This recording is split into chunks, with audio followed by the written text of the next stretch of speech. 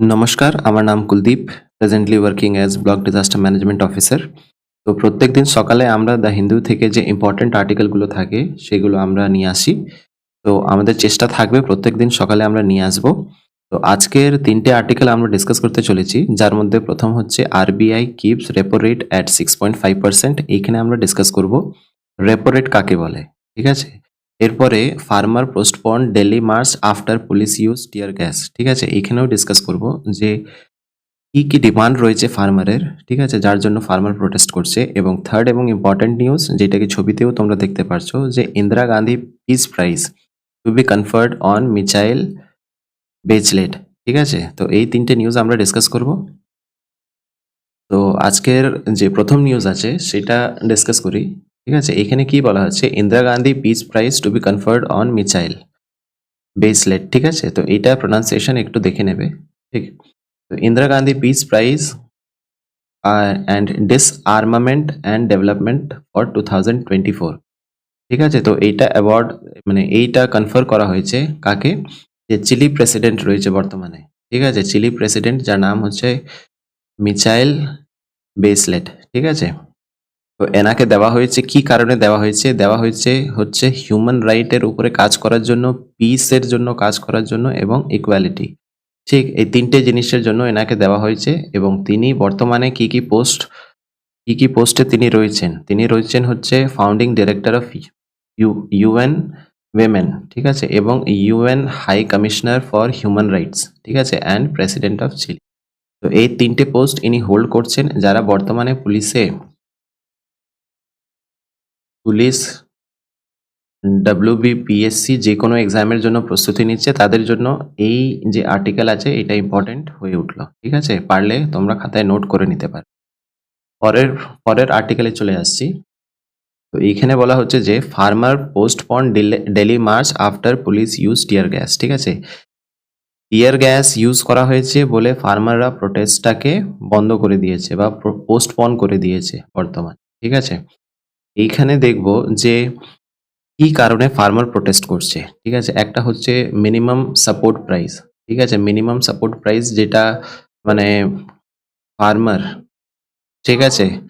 Farmer যেটা সরকারকে নিজের যে চাষ করে সেই জিনিসগুলো যে বিক্রি করে সেটাকে বলি আমরা মিনিমাম সাপোর্ট প্রাইস, ঠিক আছে?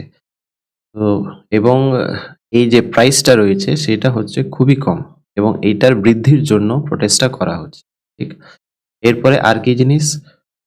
ফার্ম লোন ওয়েভার, ঠিক আছে? ওরা যে লোন নিয়েছে মানে কৃষি করার জন্য যে লোন নেওয়া হচ্ছে সেই লোনটাকে যে দিতে পারছে না তাকে যেন মানে লোন আর না দিতে হয়, ঠিক আছে? রিপে আর না করতে হয়। এই জিনিসটা দেখার জন্য। তো এই মেজরলি এই দুটো জিনিসের জন্য লোন যে শোধ করতে পারছে না তার জন্য এবং মিনিমাম সাপোর্ট প্রাইস এটার জন্য একটা আইন যেন নিয়ে আসা হয়, ঠিক আছে? এই দুটোর জিনিসের জন্য প্রোটেস্ট করা হচ্ছে। তো এইখানে যেহেতু আর্টিকেল নিউজে আছে প্রোটেস্ট হচ্ছে, তো এইখানে কি জিনিস আমাদের মনে রাখতে হবে? প্রথম জিনিস হচ্ছে যে প্রোটেস্ট করা কিন্তু আমাদের ফান্ডামেন্টাল রাইটস এর মধ্যে আসছে, যেটা কি হচ্ছে আর্টিকেল 19.19 সাবসেকশন 1 এর এ এবং 19 সাবসেকশন 1 এর বি এন্ড 19 সাবসেকশন 2, ঠিক আছে? এই কটা জিনিসে মানে মানুষ পিসফুলি, যেটা কি বলাই আছে, পিসফুলি প্রোটেস্ট করতে পারে। এবার তোমার মনে প্রশ্ন উঠবে যে প্রোটেস্ট তো আমরা যে ধরনের মানে এবার তুমি বন্দুক-টন্দুক নিয়ে তুমি এবার প্রোটেস্ট করা আরম্ভ করে দিয়েছো, ঠিক আছে? সেইরকম না, এইখানে পুরো ভালোভাবে মেনশন করা আছে যে উইথআউট আর্মস, ঠিক আছে? মানে পিসফুলি তুমি নিজের বক্তব্যটা রাখতে পারো এবং প্রোটেস্ট করতে পারো, ঠিক আছে?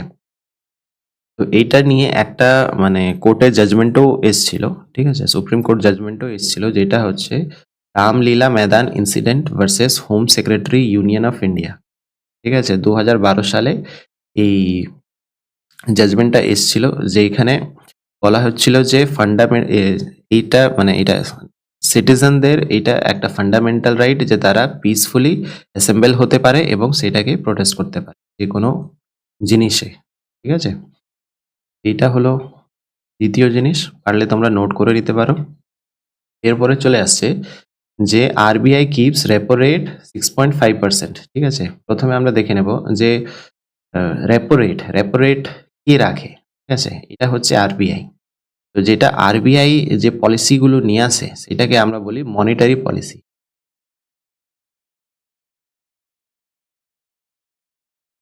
ঠিক আছে? এবার এই ধরনের হতে পারে। এবার আরবিআই তো অল ইন অল নয়। ঠিক আছে? সেন্ট্রাল গভর্নমেন্টও একটা পলিসি রাখে মানে এই জিনিসে। সেটাকে আমরা বলি ফিসক্যাল পলিসি। ঠিক আছে? তো এই দুটো জিনিস মনে রাখতে হবে। যদি ফিসক্যাল পলিসির ব্যাপারে কথা হচ্ছে তাহলে সেটা গভর্নমেন্ট দ্বারা যে আমরা ইলেক্ট করি, ঠিক আছে? তাদের দ্বারা সেই পলিসিটা রাখা হচ্ছে। আর যদি বলে যে মনিটারি পলিসি, সেই পলিসিটা হচ্ছে আরবিআই দ্বারা। এবং মোস্টলি আমরা দেখি যে দুটো মানে দেখো লক্ষ্য তো একই যে ইমপ্রুভমেন্ট। ঠিক আছে? তো এর জন্য দুটোর পলিসি দুজনারই প্রায় সেম হয়। সেম বলতে কি দুজনারই চেষ্টা থাকে যে আমাদের ইকোনমিক ইমপ্রুভমেন্ট। ঠিক আছে? ঠিক আছে? তো এইখানে কি বলা হচ্ছে যে মনিটারি পলিসি কমিটি একটা মিটিং হয়েছিল এবং মিটিং এর মধ্যে বলা হয়েছে যে রেপো রেটটা 6.5% রাখা হয়েছে। এবার তোমার মনে প্রশ্ন উঠবে যে রেপো রেটটা কি? না হোয়াট ইজ রেপো রেট? ঠিক আছে? তো রেপো রেট আমরা একটু বুঝে নেব। রেপো রেট হচ্ছে কি? সাপোজ যখন আরবিআই দিলাম, এটা হচ্ছে ব্যাংক।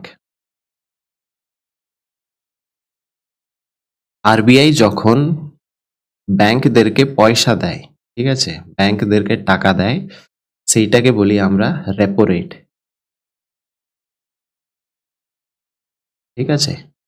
এটাকে বলি আমরা রেপো রেট। এবার দেখো ব্যাংকের কাছে টাকা নেই। Suppose this is a bank.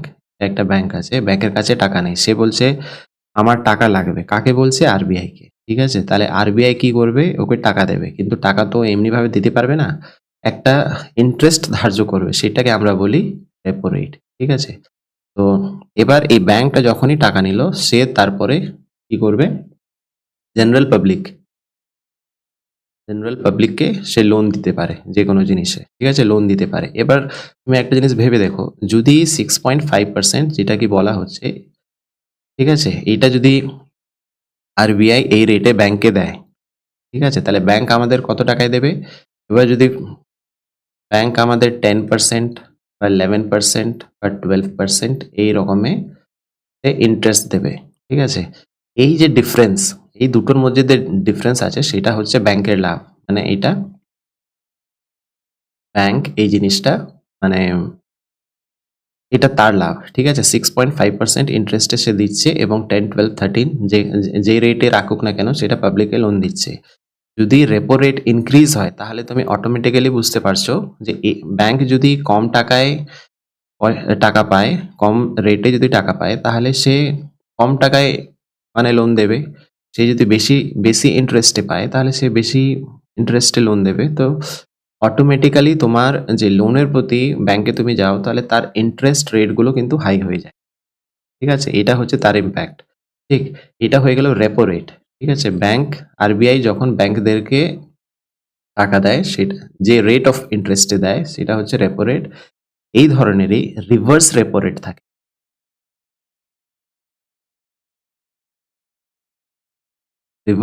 Repo rate কাকে বলা হয়? যখন উল্টো, ঠিক আছে? যখন ব্যাংক যখন আরবিআই কে টাকা দেয় সেটাকে আমরা বলি রিভার্স রেপো রেট। ঠিক আছে? যেটা সবসময় এর থেকে কম থাকে বেশিরভাগ সময়। ঠিক আছে? সব থেকে সাপোজ 3% হয়ে গেছে। তখন কি হচ্ছে? ব্যাংক আরবিআই কে টাকা দিচ্ছে। ঠিক আছে? তো এটা হয়ে গেল রিভার্স রেপো রেট। তো এটাই হলো আজকে নিউজে। আমাদের সবসময় চেষ্টা থাকবে যে কনসেপ্ট গুলো, ঠিক আছে? যেটা নিউজ পেপারে আসছে সেই কনসেপ্ট গুলো ক্লিয়ার করে দেওয়া এবং যেটা এক্সামের পয়েন্ট অফ ভিউ থেকে ইম্পর্টেন্ট সেই টপিক গুলোই ডিসকাস করা। ঠিক আছে? তো আজকের জন্য এইটুকুই। দেখা হচ্ছে পরের ভিডিওতে। Have a nice day.